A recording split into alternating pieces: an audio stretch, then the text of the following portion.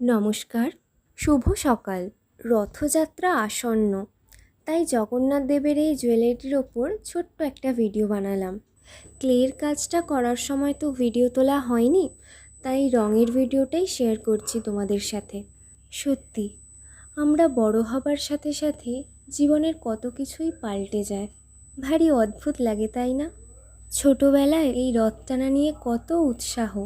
দাদা দিদিরা মিলে 2 দিন ধরে রথ সাজানো, রঙিন কাগজ দিয়ে, পাতাবাহার গাছের ডালপালা দিয়ে, আর ফুলের মালা, সেটা তো থাকবেই।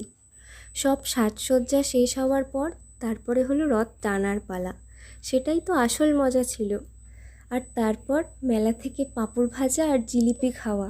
কোথায় যেন হারিয়ে গেল সেই দিনগুলো, হারিয়ে গেল সেই ছোট্টবেলাটা। এখন না আছে সেই রথ, আর না আছে সেই ছোটোবেলাকার মতো উৎসাহ।